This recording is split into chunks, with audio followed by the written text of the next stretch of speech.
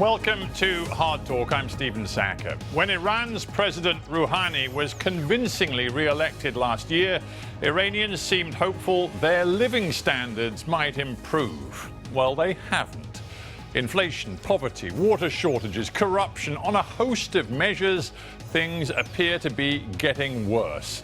And now Iran is again facing US sanctions after Donald Trump walked away from that nuclear deal with Tehran. My guest is Iranian political analyst Professor Mohammad Marandi. Is Iran on the brink of an economic and political crisis?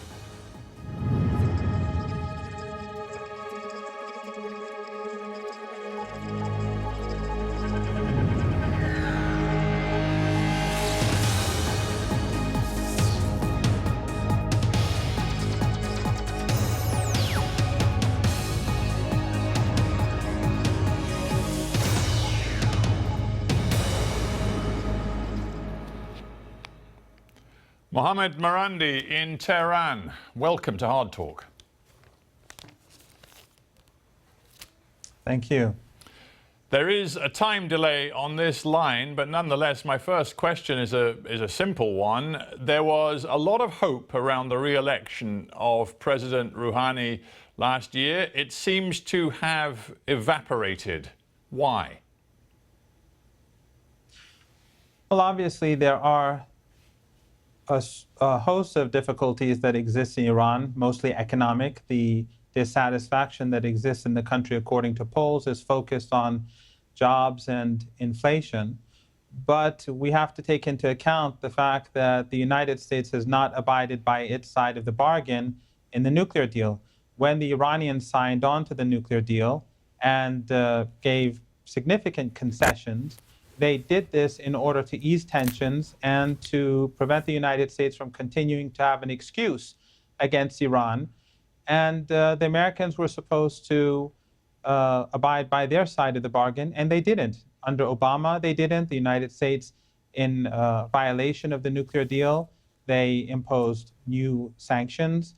The Treasury imposed sanctions on companies and individuals. And new laws were passed by Congress, the visa restriction laws, as well as the renewal of the Iran Sanctions Act. All of these were in violation of the nuclear deal. In fact, the Iranians, despite the fact that they signed on to the agreement, were unable to send money out of the country through the banks, nor bring in money. You've chosen in that answer to direct much of your response toward Donald Trump and his policies toward Iran, but I cannot but help notice that looking at the wave of protests, the unrest that we see filmed on social media and put online by Iranians in various towns and cities, and we've seen it at the end of July, we've seen it through the course of the last 8 or 9 months in various towns and cities. The chants go like this. We've got death to Khamenei, the supreme leader. We've got death to Rouhani, death to the dictatorship. They say things like, leave Syria, think about us instead. Death to the Islamic Republic and shame on the mullahs. These are the things that many Iranians are saying on the streets right now. Well, Stephen, I think you have to keep in mind that in Iran we have regular elections, and elections in Iran have very high turnouts. In fact, President Rouhani was elected with a turnout of something like 73 or 74%. So the legitimacy of the political institutions in the eyes of the people is very high in the country. The fact that protests happen in Iran is not extraordinary, but I would like you to keep this in mind, that unlike in Western countries, where, for example, in the riots in London in 2011, where social media was being used by the rioters or the protesters or whatever you'd like to call them, the British government had the cooperation of BlackBerry, of Facebook, of Twitter. The people who instigated the riots, 2 young men, they were sentenced each to 4 years in prison in the UK, and 5-6 people were killed. Over 3,000 people, 3,000 to 4,000 people were arrested, and they were universally condemned. In the case of Iran, you have a host of Persian language foreign media outside the country, based in the West, some of them government owned, like the British and American governments, some of them funded by governments that are almost universally inciting violence, carrying out information warfare, trying to create a sense of depression and hopelessness among Iranians 24 hours a day. We have Professor groups Marandi, based in the West Marandi, that surely incite violence. Surely the anger that we see on the streets in those protests and the sense of disillusion, they're not some sort of Western organized conspiracy. They're the product of quite simple things, like the fact that inflation right now is rampant. Some calculate it at running at over 200% if one takes into account the plunge in the value of the Iranian currency. Look at unemployment rates, look at the shortage of water, look at a whole host of different issues which are affecting the everyday lives of Iranians. It's no Western conspiracy to say that Iranians are thoroughly hacked off with life under this regime.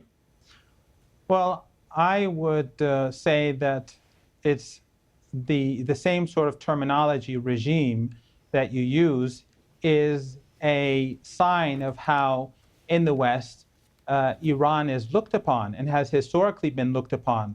For almost 40 years now, Iran has been a regime that is, and from the false narratives that we see in the West, a regime that is illegitimate, that is violent, that is unpopular, that is corrupt, and that is about to implode.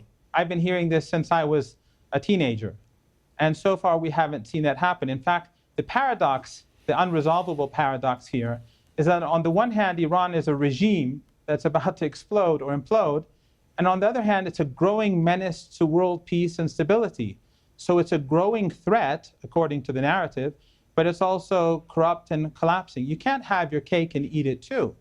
The fact on the ground is that in Iran, you have people who protest, and there are legitimate protests, and there are grievances, but on the other hand, there are external forces who have been trying very hard to turn legitimate protests into riots. It's very well documented. It's not some conspiracy. It's a reality. Well, we'll get back to Iran's external policies later, because you make a very interesting point about the way the West perceives them. But let's stick with internal issues for a while longer. And no question, the US reimposition of sanctions, I'm sure you would agree with me, is a factor in the deterioration of late in the Iranian economy, not least because it's affected the value of the rial in a very negative way. The currency has plunged, I think, 50% in the last few months. Here's something that your Foreign Minister Zarif tweeted after the announcement of the reimposition of US sanctions. He said, "The world won't follow Donald Trump's impulsive tweeted diktats." He said, "Just ask the EU, Russia, China, and dozens of our other trading partners." It seems Iran was very confident that all of those other signatories to the multilateral deal would continue their commitment to an open economic relationship with Iran despite the reimposition of US sanctions. But it's not working that way, is it? Well, I wouldn't agree with that assessment. I would say that the world is changing. I would say that the United States has shown itself to be unreliable by tearing up an international commitment. It has shown itself to have no respect for European countries. Basically, Trump, by tearing up the agreement, has told the British, the French, and the Germans that you abide by my dictates and you follow my orders. And the Europeans either have to abide by US demands or they have to grow a spine. My point is simply that a host of European companies, for example, I could quote you Daimler, I could quote you Total or Maersk, the shipping company, or Peugeot, all of these companies have either abandoned plans or really rode back on plans to invest or put new monies into their Iranian ventures because of the power of the US economy and the signal sent from Washington that any businesses now doing deals with Iran will come under very close scrutiny and suffer consequences from the United States. The power of the US economy is something that you guys seem to have underestimated. I don't think anyone in Iran underestimates it. But the fact that Trump is behaving like a mafia boss is nothing to be proud of. And it's nothing to be proud of when a country is ordered by the United States not to cooperate with another country. That's what I was trying to say. Iran is in a hole, and we can see it from the plunge in your currency to the abandonment of joint venture deals and European investment. We can see it in the oil business. We're about to see it more in the shipping business as well, because let's not forget phase one of the reimposition of sanctions came on August 7, but more expansive sanctions are going to come in November. I come back to the point, you can talk about the morality of it, you can talk about the rights and wrongs of it, but in the end, the Iranian economy is in a very deep hole. Well, the Iranian economy is definitely going to face difficulty. It is facing difficulty, and it will continue to face difficulty in the months ahead. But I assure you that Iran will persevere. We've gone through greater difficulties. In the 1980s, when the United States was helping Saddam Hussein, giving him, and the Europeans, by the way, giving him chemical weapons to use against Iranians, we survived. We were alone for 8 years. One of the few countries that actually supported us was Syria. We survived the chemical attacks. I survived 2 chemical attacks. Our country survived the war. We've gone through much worse. The current administration is going to go through difficulty. They've made significant mistakes over the past few months. They have to rectify those mistakes. But without a doubt, after a few months, the economy will stabilize. And as I said, it won't be easy. No one's claiming that it's going to be easy. But this is something that has been unjustly imposed upon the Iranian people. The Americans want to crush the Iranian people. They want to humiliate the Iranian people, and that's simply not going to work.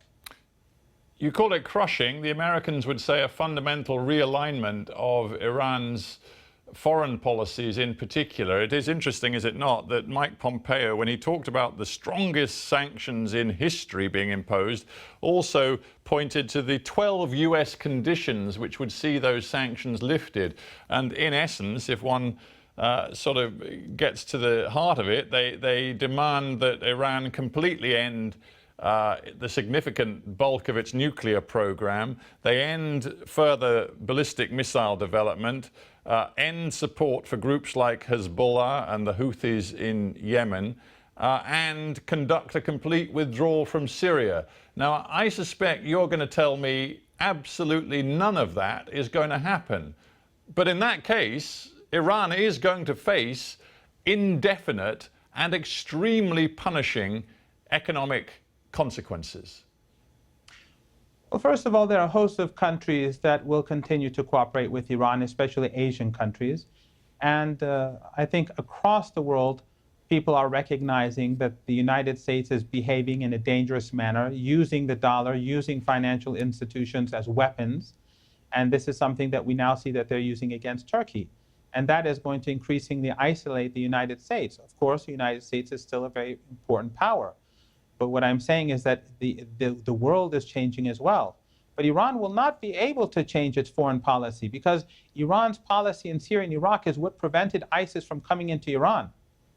Not only did Iran stop the extremists that Western governments helped create with the Saudis. Look at the Defense Intelligence Agency document of 2012. The most important military intelligence organization in the world, in the Pentagon, stated that from early on in Syria, the dominant militant forces were the extremists, and that they were going to create a Salafist entity between Syria and Iraq. And that the regional regimes that were allied to the United States were supporting this. And then General Flynn, later on in an interview, admitted, he was the head of that organization, he admitted that the United States took a willful decision to help its regional allies do this. What was the group that later made a regime between Syria and Iraq? It was ISIS. The United States helped the extremists. How could Iran stand back and allow Syria or Damascus and Baghdad to have the black flags raised over them? You may make that point. I'm more interested in what this means for Iran. And there's no question. I mean, it's quite obvious that Iran's strategic commitment to its support of the Assad government and its own military presence in Syria is long-term, but it is also extremely expensive. One of the most respected experts on Mideast politics and diplomacy, Nadim Shahade, he reckons that it could have already cost Iran up to 100 billion US dollars, all of its military and political commitment to the Assad government since the war started. Add to that the $1 billion or so every year that Tehran spends on Hezbollah in Lebanon. Add to that the cost now of Iran's involvement in Yemen as well. It comes back to what is sustainable and what is not sustainable. In the context of the economy that we've discussed today, are you telling me that Iran's foreign policy is sustainable in economic terms? Stephen, let's not talk about Yemen. Yemen there's a starvation siege imposed on the people of Yemen by the Saudi government with the help of Western countries. Western countries are helping the Saudis starve the Yemenis. They're helping the massacre and slaughter of the Yemenis. And Western governments are implicated in crimes against humanity. Their leaders have blood on their hands. The Canadian Prime Minister, who's had a fallout with the Saudi government, was a very good enabler of Saudi war crimes. Again, so if I may say so, Syria, Professor Marandi, I'm not trying to discuss the rights and wrongs of the Yemen war. And believe me, we put on the spot Saudi officials, US officials, UK officials for their responsibilities when it comes to Yemen. But my point was a very direct one. You tell me that the Iranian government will not in any way change its foreign and external policies. I put it to you that Iran increasingly is going to find those policies unsustainable economically. No, I was trying to respond. First of all, the country has surrounded Yemen. Iran cannot even help the people of Yemen. If they could, they should. But on the other hand, when it comes to Syria and Iraq, the International Institute for Strategic Studies is by no means connected to Iran. They say that Iran's military expenditure is 19th in the world. Iran spends less on its military than Saudi Arabia, than the Israeli regime, than Turkey, than Iraq, than the United Arab Emirates with a population, a passport-holding population of 1 million. So either your numbers are incorrect, or the International Institute for Strategic Studies, whose job it is to monitor military spending, is nonsense. I've been to Syria 9 or 10 times over the past 7 years, and I've never seen such huge amounts of money being spent in Syria. It's the United States that has spent trillions of dollars in wars in Iraq, destroying Libya, helping the Saudis destroy Yemen, and to create a dirty war in Syria. They're the ones who've created this mess. Let's bring it back to what is happening inside Iran. You haven't tried to dispute with me that economic times are tough. There is anger on the streets. We've all seen it. It is interesting to me that certain politicians, I'm going to name one, that is former President Ahmadinejad, are now making very public calls for President Rouhani to go, and to go now. And even Supreme Leader Ali Khamenei has talked about gross mismanagement, which he says is now afflicting Iran. It does seem, and I know that you don't like all this talk of hardliners against moderates and reformers, but it does seem in the current context as though the hardliners are making a concerted effort to regain complete political power in Tehran. Well, Stephen, I'm glad you acknowledge that in Iran we have different political parties with differing political perspectives that argue with each other, that carry out public debates, because that's not the sort of narrative we hear in the West. What we usually hear about Iran is very similar to what we hear about Saudi Arabia or the United Arab Emirates, where there are no politics. There's just a dictator who makes the decisions. Yes, President Rouhani, his position is not as strong as it was before, obviously. But he has the legitimacy. He's the president of the country. He was elected. The leader supported him in his recent speech. And of course, there's mismanagement in this country. There's mismanagement in your country. Right now, you're going through Brexit, and everyone's saying that Theresa May has made a mess of things. Within her own party, they're attacking her left, right, and center. That's politics. So in Iran, when we have politics, it's called some sort of internal warfare. In the West, it's called democracy and checks and balances. Maybe one reason I don't know if it's called internal warfare, but one reason it is seen in a very particular light in Iran is that what we do know, and independent human rights groups like Amnesty International report this repeatedly, is that those who express dissent, particularly at times of rising tension, as I think we see in Tehran today, those who express dissent, whether it be straightforward political or whether it be cultural, as women fight for greater rights and freedom from oppressive laws, or whether it be religious, with religious minorities demanding an end to discrimination, what we see at times of tension is that more of those dissidents are locked up. And according to Amnesty's latest report, and I'm going to quote from it directly, heavy suppression of rights to freedom of expression, association and assembly, as well as freedom of religion and belief. The government has imprisoned scores of individuals who voiced dissent. Trials are systematically unfair, torture and other ill treatment widespread. That is what happens in Tehran when tensions rise. Well, first of all, Amnesty International is not totally independent. The head of Amnesty International USA until recently was a person who was very closely associated with Hillary Clinton and who worked in the State Department under Hillary Clinton. So it is based in the West, and it's based on Western so-called values. I wonder what those are at times.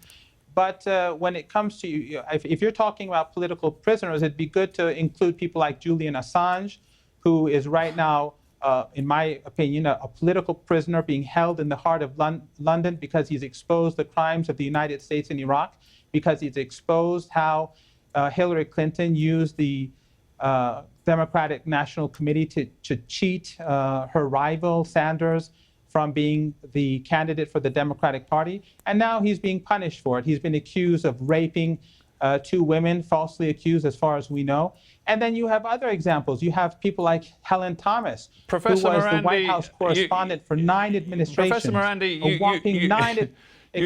you have the right to question what happens in other countries, but in a format such as ours, it's more useful, I think, if you respond to my direct questions about what's happening in your own country. When you see the level of repression in Tehran today, do you yourself, as an academic, as a man who knows the freedoms that come with academia and the need for freedom of expression, do you not worry about the curtailment of freedom of expression in Iran today?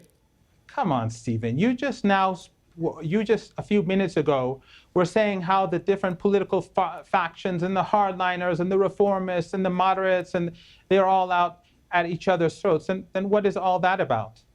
Because there is freedom of speech in this country. There are arguments and debate. Is it an ideal? Is it a utopia? Of course it isn't.